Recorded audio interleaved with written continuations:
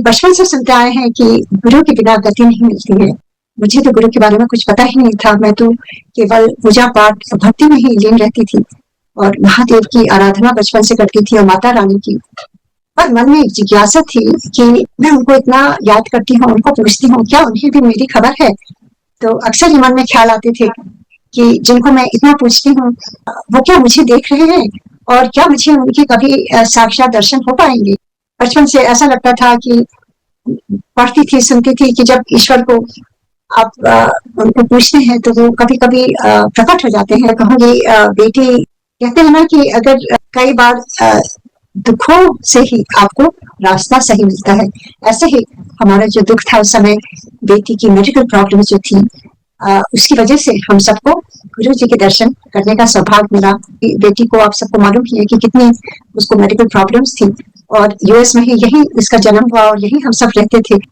Doctors ने कह दिया था कि इसका एस्मा का, तो जैसे आप सब जानते हैं कि कोई भी क्योर नहीं है, केवल मैनेज ही करना पड़ता है। इतनी इतनी उसको जो जो हो रहा था उसको लेकर के हम सब परेशान थे। मैं मन ही मन महादेव से प्रार्थना करती थी कि आप आइए और उसका उद्धार करिए।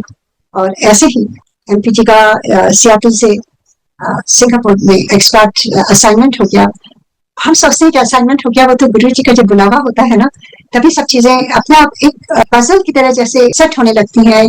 सो उनके बुलावे की वजह से ही हम सब सिंगापुर तक पहुंचे। और वहां से एक बार जब इंडिया हम गए और मेरी बेटी की बहुत तबीयत खराब हुई, तो एमपी जी के चाचा जी जो हैं, उन्होंने कहा कि हमारे ऐसे गुरु जी हैं और अगर तुम लोग चाहो तो हमारे साथ चलो, और अगर गुरु जी कृपा करेंगे तो वो ठीक हो जाएगी। तो तब तक हम हार चुके थे और कहीं भी जा सकते थे। राइट अवे हम सब ने कहा हाँ हम लोग चलेंगे। और थर्सडे का दिन था, हम उनके साथ गुरु जी के दरबार में गए और सारी रास्ते बस वो यही बता रहे थे कि फेथ के साथ चलो। तो मैं ये सोच रही थी फेथ कैसे होगा, मैं तो जानती भी नहीं उनको। पर ये उस समय हम सब सोचिए 28 साल पहले, 27 साल पहले, काफी समय बीत चुका है। तो उस समय थोड़ा कुछ भी नहीं मालूम था मुझे, तो केवल भक्ति के अलावा कुछ भी नहीं ज्ञान था, कुछ कुछ भी नहीं आता था मुझे। और गुरु जी के पास जब हम कार से उतरे तो जो एम्पायर स्टेट में गए हैं, वो सीधी जो सड़क जाती है तो अंदर एक छोटी सी गली की तरह, तो वहां पर इतनी खुशबू आने लगी रोजेस की। और मैं और हम दोनों जन इधर उधर देखने लगे। दिसंबर का मौसम और धुंध थी थोड़ी और कुछ भी वहां दिख नहीं रहा था। और चाचा जी समझ लो, कहते हैं गुरु जी की खुशबू है, उन्हें सब पता रहता है, वो वहीं से जान जाते हैं कौन आ रहा है और वैसे ही वो सबका स्वागत करते हैं। आई हैड नो क्लू कि गुरु जी कैसे दिखते हैं।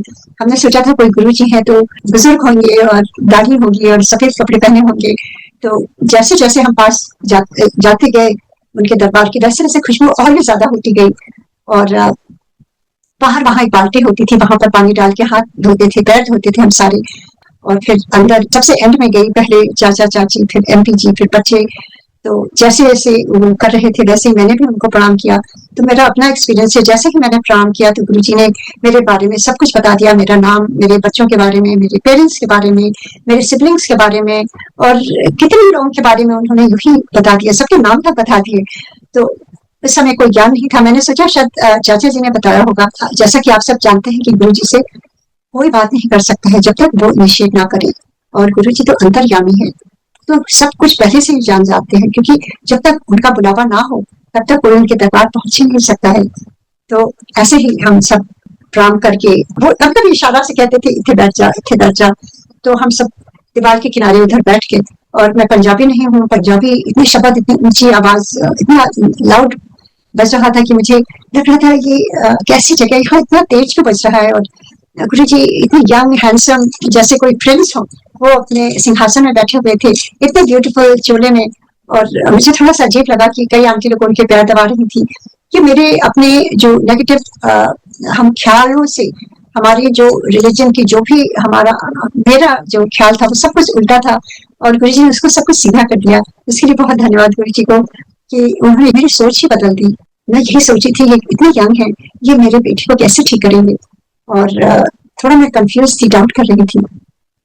गुरु जी तो अंतर्यामी है, वो तो सब कुछ जान गए। उन्होंने मुझे यूं इशारे से बुलाया और जब मैं उनके पास जाके साथ बैठ गई, I had total eye contact with my guru and he looked at me and he said, तू डाउट कर रही है, इतने डाउट का कोई काम नहीं है। इतना सब कुछ प्रैक्टिकल होता है। मेरे मन में ख्याल आया कि इनको कैसे पता चला। जैसे ही उन्होंने ये कहा तो there was so much divine energy that something touch my soul and I started crying. और मैं रोती जा रही थी। और गुरुजी को मैंने अपना पूरा बैगेज जो मैं लेकर के आई थी सब कुछ उन्हें बता दिया कि कैसे नहीं डाउट करूं गुरुजी, मेरी बेटी को बचपन से इतनी सफरिंग है और मैंने सब कुछ ट्राई कर लिया है, कहीं भी हमें कुछ उससे फर्क पड़ा। और आपके दरबार में हम आए हैं गुरुजी, और आपके बारे में सुना है चाचा जी से, और उन्होंने कहा है कि आपकी कृपा होगी तो ठीक हो जाएगी। क्राइम, और गुरुजी ने बीच में कुछ भी नहीं रोका और मुझे बोलने दिया। और फिर अचानक ही उन्होंने अपना राइट हैंड ऊपर उठाया और कहते हैं, क्या मैंने तेरी बेटी का कल्याण कर देता। मुझे कल्याण शब्द समझ ही नहीं आया कि उसका सिग्निफिकेंस इतना पावरफुल होता है। मैंने सोचा कि यूं ही कह दिया गुरुजी ने। फिर कहते हैं जा उठे जाके लंगर कर ले। और उधर बैठ के मैं लंगर खाने लगी। और जब लंगर के बाद जब जाने का समय हुआ तो जब गुरुजी के चरण छुए तो गुरुजी ने कहा कल फिर आई। और then he said to bring चांदी का ओम एंड तांबे का लोटा। और वो सारी चीजें नेक्स्ट जब लेके गए तो आई मस्ट से दैट जब फर्स्ट टाइम जब लेके गए लोटा, गुरुजी ने वापस कर दिया। कहा इसके अंदर मेरी ब्लेसिंग नहीं जा सकती क्योंकि इसमें डेंट है और इसमें दाग है। और मेरी ब्लेसिंग क्यों लगती है जब चमकता हुआ लोटा होना चाहिए। अगर उसमें दाग है और उसमें डेंट है तो उनकी ब्लेसिंग नहीं मिलती है। सो उन्होंने केवल दो शब्द बोले कि मेरी ब्लेसिंग क्यों लगती है जब चमकता हुआ लोटा हो, ना उसमें दाग हो ना डेंट हो। गुरु जी ने जैसे कहा था, उन्होंने कहा था कॉटेज एम्पोरियम से, वैसे एकदम चमकता हुआ लोटा सामने ही था। और मैंने गुरु जी तो सब कुछ जब वो कहते थे ना तो आपको बस आप दुकान में जाइए, सामने ही आपको चीजें मिल जाती थी। और बस उसको लेकर के हम शाम को फिर गुरु जी के पास ले गए तो गुरु जी बच्चों की तरह इतने खुश होते थे जब हम उनका कहना मानते थे। इतने खुश होके वो चारों तरफ लोटे को ऐसे राउंड राउंड देख रहे थे और कहते थे बड़ा चंगा लूटा है, बड़ा चंगा लूटा है। And then he again repeated मेरी ब्लेसिंग क्यों लगती है जब ये लोटा चमकता हुआ हो और शाइनिंग हो। तो हमारा अंतर भी शाइनिंग होना चाहिए और हमारा भांडा भी साफ होना चाहिए, तभी तो हमें गुरु की ब्लेसिंग मिल सकती है, डिवाइन ईश्वर की ब्लेसिंग। देखिए हम अगर खाना भी खाते हैं तो प्लेट अच्छी तरह साफ करते हैं ना। अगर हम पानी भी पीते हैं तो क्या गलत गंदे ग्लास में हम कभी नहीं पीते हैं ना, उसको साफ करेंगे, पूछेंगे। उसी तरह से गुरु जी की ब्लेसिंग लेने के लिए हमारा अंतर मन भी चमकता हुआ होना चाहिए। गुरु जी ने फिर से एक बार ड्रीम में आके मुझे फिर से दोबारा कई चीजें समझाई, उसमें ये भी चीज था। कभी कभी मैं भूल जाती थी ये रोटी के बारे में बताने के लिए, तो गुरु जी ने कहा था तू भूल गई। So guru ji thank you for reminding me over and over. और मैं ट्राई करती हूँ कि मैं इसको थोड़ा सा हाईलाइट करूं क्योंकि ये बहुत बड़ी लर्निंग है हम सब लोगों के लिए, चाहे पुराने हो चाहे नए हो। तो ये मेरी लर्निंग थी। उसके बाद फिर गुरु जी ने ब्लेस किया और कहा कि ये 51 दिन तक ये चांदी का ऊन पहना देना और रोज रात में इसको पानी भरना और आधे से ये नहाएगी और आधा पानी पिएगी। और जब वापस सिंगापुर जाना तो यहाँ मेरा एक जो मेरी एक रियलाइजेशन हुई उस दिन कि जो मेरी बेटी एवरी 3 आवर्स जो हुक थी इनहेलर पर, और विदाउट इनहेलर वो बहुत इनसिक्योर फील करती थी क्योंकि उसका अस्थमा बहुत बुरा होने लगता था, उसको एलर्जीज बहुत थी। उस दिन गुरु जी के यहाँ जाते समय उसने लास्ट टाइम वो पफ लिया था और आज का दिन 27 years she has not even used her inhaler once। तो ये कौन है गुरु जी? गुरु जी भगवान नहीं है तो कौन है? जहाँ मैंने हम सब ने पूरा ट्राई कर लिया था, चाहे वो एलोपैथिक हो, चाहे आयुर्वेदिक हो, चाहे होम्योपैथिक हो, कुछ भी हो, कितनी चीजें ज्योतिषों के पास, पूजा पाठ हवन, कहाँ यहाँ तक कि फिश ट्रीटमेंट जो हैदराबाद में था वहां तक भी ले गए थे। सब कुछ ट्राई कर लिया था और हम जैसे हार चुके थे। तो जैसे एक तरह से ऐसा लगता था कि जैसे एक गुरु जी की इतनी बड़ी ब्लेसिंग, तो हमारे लिए तो गुरु जी भगवान है। और हम वापस सिंगापुर गए और वैसे ही करने लगे। एंड एक दिन वो बैठी थी और अचानक ही वो सामने मेरे ओम जो चांदी का वो गिर गया और मैं घबरा गई कि अरे ये तो गुरु जी की ब्लेसिंग है, कैसे गिर गई। तो फिर से उसको मैंने लगाया दूसरी चेन में, दूसरे दिन फिर गिर गया। Then we looked at the calendar and my daughter reminded me, mom guru ji ने कहा था 51 डेज। तो गुरु जी का देखिए टाइमिंग कितना वो है। गुरु जी हमेशा टाइमिंग से सब कुछ करते थे। जब हमारा टाइम होता है, जब हमारे जो कर्म एग्जॉस्ट हो जाते हैं, जो सफरिंग हमारी होती है और जो हमारे कार्मिक अकाउंट है उसके बीच में डिवाइन कभी नहीं आते। गुरु जी ने कहा था कि तुझे जब तक अंगत को वो भोग नहीं भोगना होता है, जो आपकी सफरिंग है वो जब आपकी एग्जॉस्ट हो जाती है, आपका टाइम ठीक होता है, then Guru ji enters in your life और उसके बाद सब कुछ चेंज हो जाता है।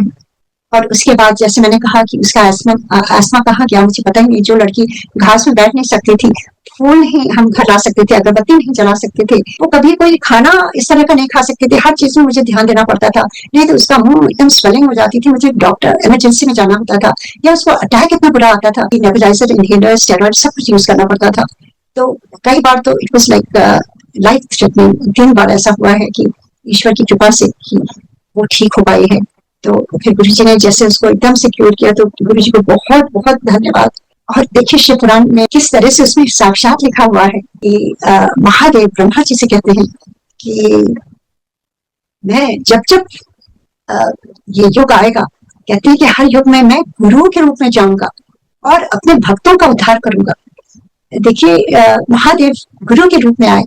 और कभी कभी मुझे बड़ा ये कंफ्यूजन रहता था, क्योंकि गुरु जी सिख फैमिली के थे, और वहां पे गुरु नानक देव जी की भी मूर्ति थी, पिक्चर थी, और फिर एक तरफ गणेश जी की भी थी, और मैं अक्सर कहती थी शिव जी की भी थी।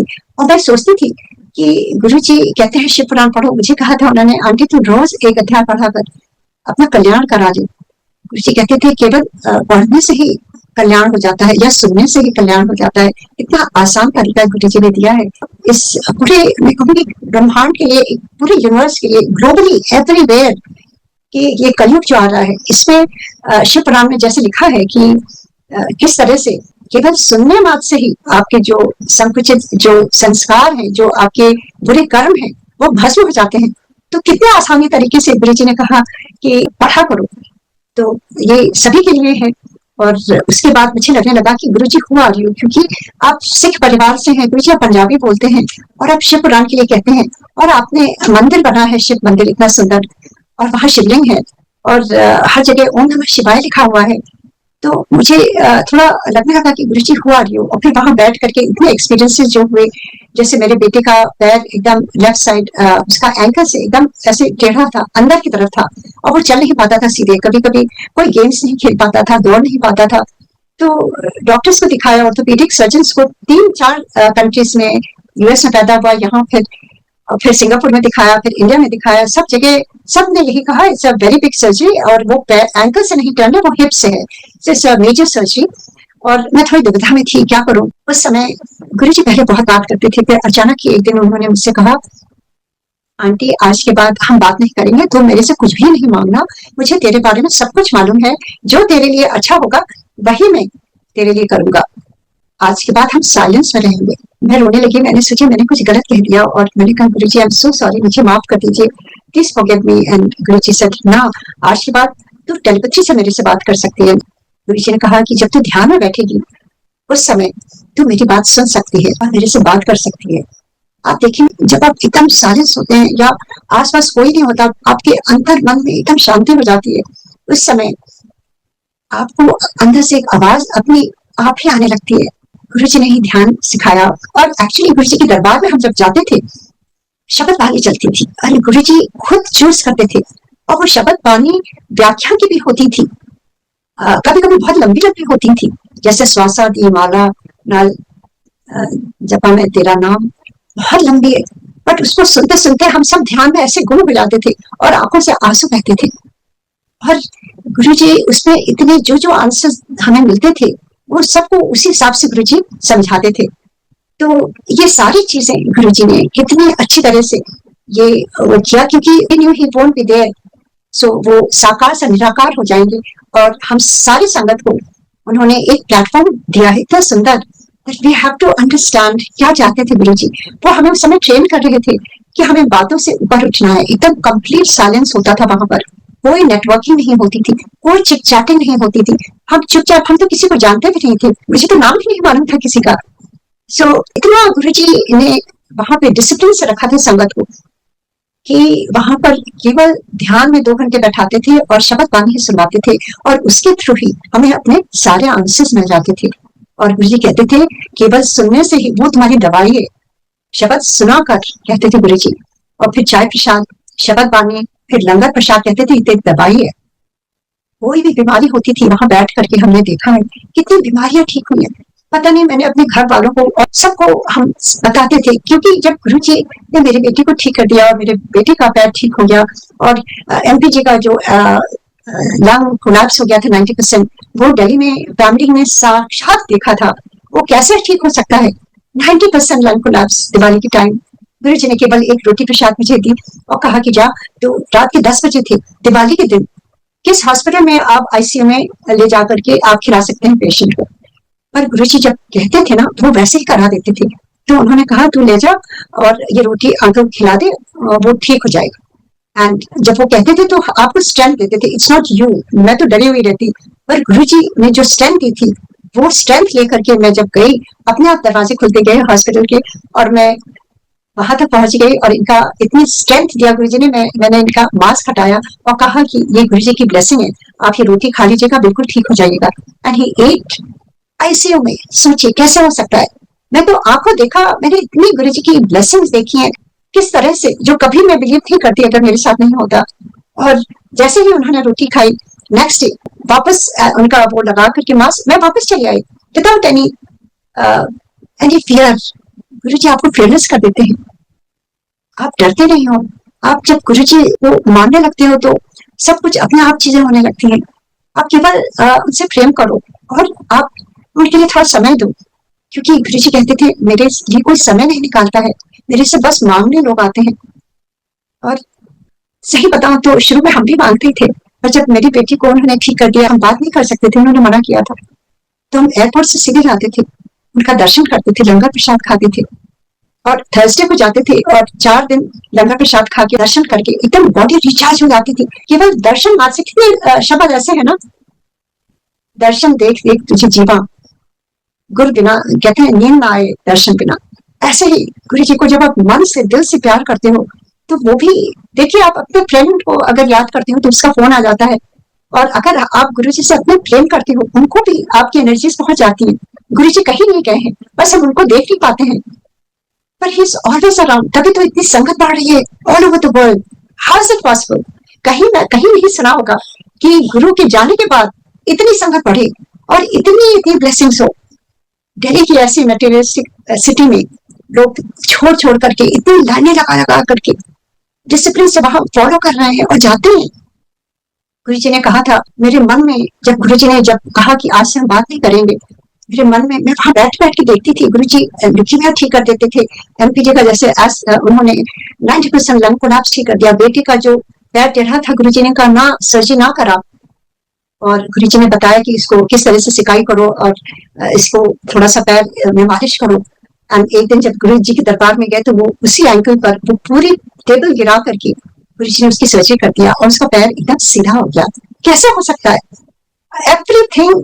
जैसे बेटियों का, तीनों बेटियों का, जो बेटा तो बहुत छोटा था, 6 महीने का था जब हम सिंगापुर गए, he was barely 2 years old when first time उसको गुरु जी के दरबार में ले गए, तो ही ग्रो अप विद गुरु जी। पर बेटियां सब बड़ी थी, वो धीरे धीरे कॉलेज यूएस जा रही थी, and guru ji like a father, he will guide you. वो बताते थे कुड़ियां की पढ़ रही हैं, और फिर मुझे एक दिन गुरु जी ने ऐसे ही कहा कि मैंने ना तेरी तीनों कुड़ियां को डॉक्टर बना देना। I have no clue, because actually जब गुरु मिल जाते हैं ना तब आपका मन ऐसे शांत हो जाता है कि आपको कोई फिक्र ही नहीं होती। बच्चे यूएस में पढ़ते चले गए और मुझे कोई चिंता नहीं होती थी, क्योंकि गुरु जी हैं। Guru ji is the one, he is my father, he is mother, he is everything, is my God.